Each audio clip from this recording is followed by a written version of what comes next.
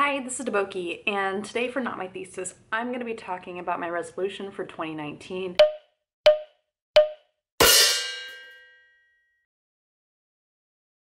But before I get into that, I just want to announce that I would like to do a Q&A for Not My Thesis. Any questions that you have about grad school or science, academia, transitioning out of academia, science communication, my internship, anything that you've been wondering about related to things I've talked about on Not My Thesis or this channel in general, feel free to leave your questions down below. I will be filming this video in February, so leave your questions by the end of January and I will get to them when I film. So yeah, thank you guys in advance for your questions. Moving on to my resolution. I think I combined resolution and revelation there, which would be great. I would love for my resolutions to actually be a revelation. I am someone who follows the theme approach to resolutions. I don't necessarily set specific goals for the year. I have more kind of like a general theme or an idea, almost mantra for what I want to focus on for the year. So my theme, for example, for last year was create. I knew I was going to be defending my thesis. I was transitioning into a career in science communication. And so I just really wanted to focus on making things and like just getting myself into a headspace where instead of just researching and doing things for like the sake of graduating, I wanted to make things that I enjoyed and learn how to make things. And I feel pretty good about how this year has gone in regards to that theme because I've really kind of started myself down a path professionally and personally that I think is sort of in line with learning how to make the things that I want to make. So for example, I got this internship at Scientific American, which allowed me to learn how to make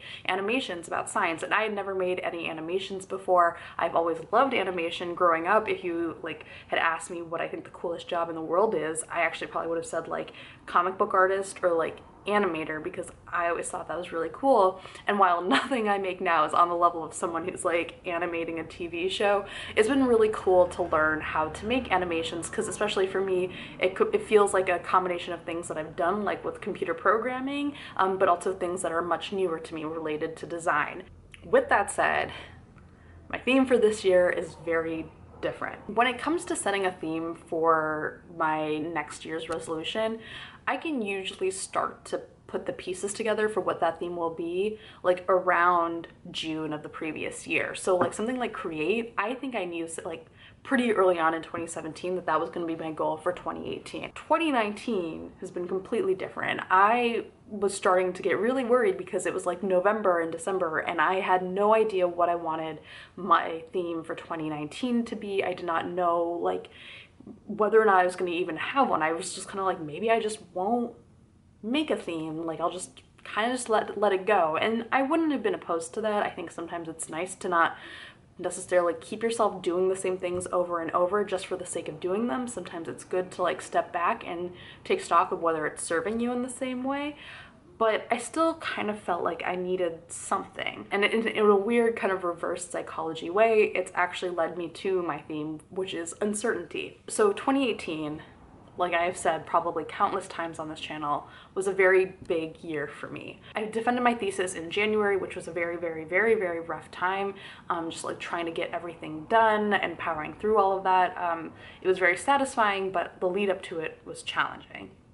And then from then until June, I was either working on job applications or powering through experiments to get a paper done, basically, get stuff done. And it was, parts of that period were like very easygoing, and then the other parts were very, very intense and hard and challenging, especially when I figured out finally what I was going to be doing next, and I had to get all of my experiments done by a certain time point so that I could move to New York and start a completely new life that had nothing to do with being a grad student. So I had sort of had it in the back of my mind that when I finished grad school, things would become easier. I just thought like I would be less stressed, I would have more time, I would be able to work on things that I want to work on.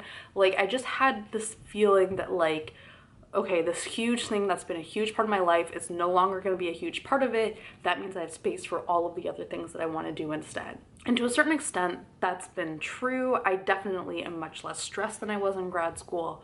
But there are a few things that I really didn't take into account. One is just how burnt out I was, like from the last however many years. And also how hard it was going to be to let go of how used to being stressed I am.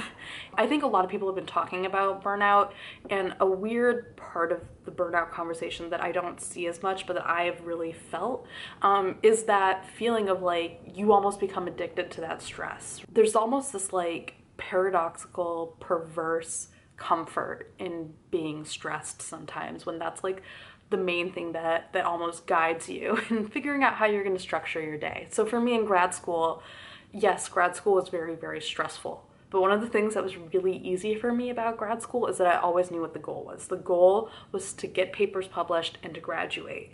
And so when you have those goals, yes, they are very stressful goals to achieve, but it's very easy to orient yourself along those directions.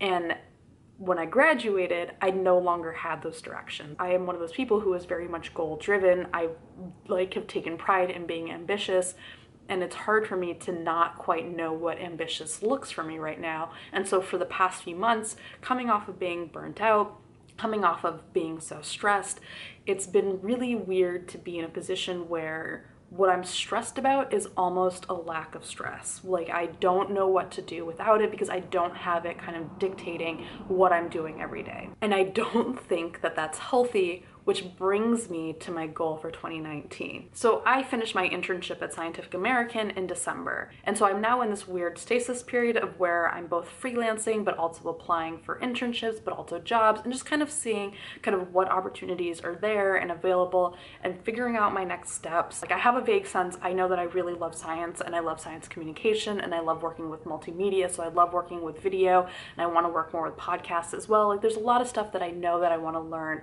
and I know the general shape of what I like doing, but where I want to take it is kind of amorphous. Like, there are projects that I know that I would love to work on, but figuring out the directions I have to go to make those work, not clear. And especially, again, coming out of academia where, you know, if academic ambition is so clearly defined, like if you are ambitious in academia, then you know what you want. You want to go work at a top school, you want to get tenure, and you want to publish well. The steps are obvious. The steps are not obvious to me right now, and that is scary, but it's also really exciting. It's really exciting to be very uncertain about where my career is going to go, because it means that there's a lot of possibilities open. But it's also hard for me to be excited about that uncertainty because I'm so wired to pursue specific paths. So what I want to do in 2019 is kind of ease myself away from that mentality that I've really used to guide myself. And it's not that I think that that's a bad mentality. I think it's done me a lot of good. It's gotten me to a lot of places that I want to be. It's gotten me to achieve a lot of things that I wanted to do, and also kind of explore a lot of really interesting paths. But it's also a mentality that's not serving me well at this moment in time, for the kind of the options that I'm trying to figure out. And so what I want to be able to do instead is just embrace the idea of not knowing, just enjoy not having a clear path, because after a certain point, I'm going to have one again. Like, I'm going to be on a clear path. And when that happens, I think it'll be great. I'm excited for that to happen. But until then, I just kind of want to enjoy the journey. Like, that's a very cliched phrase, but I just want to embrace the shit out of it. And so that's where the idea of uncertainty as a theme for 2019 comes in. My alternate title, my less appropriate title, is just No Fucks 2019. I just want to do things without being so self-conscious about them. I don't want to be so self-conscious whenever I'm applying for jobs, whenever I'm making a certain career choice. I don't want to be so hung up on like, am I making a choice that's going to completely destroy my career forever? Yeah, you don't know what the outcome of any choice is going to be, so just make a choice. Make what seems right now, and then if things go wrong, let it play out, and you can address those issues later. Actually, I recently read The Subtle Art of Not Giving a Fuck by Mark Manson, and it's one of those books where like a lot of the things in it, like this is so true for a lot of self-help books, a lot of the ideas in it were things that I needed to read at the time I was reading it, but I hated the way it was written. The stories, the writing, all that stuff, I just can't stand. But I will say that overall, it did help me sort of like reframe a lot of my thoughts around just kind of how I was approaching a lot of the questions that I have and a lot of the stress that I have, and also sort of help me kind of flesh out how I want this idea of uncertainty to work for me in 2019.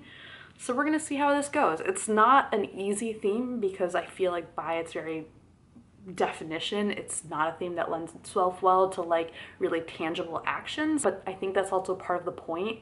And yeah, we'll see where it takes me. So that is my resolution for 2019. Thank you guys for watching. Let me know what your resolutions are, or how if you're someone who's transitioned out of grad school and found yourself in a similar kind of like weird place where you miss the stress almost of it, even though you also don't. Let me know your thoughts about that and how you got through it. Again, as a reminder, leave your questions for the Q&A down below by the end of January, and I will be getting to those in February. And yeah, bye.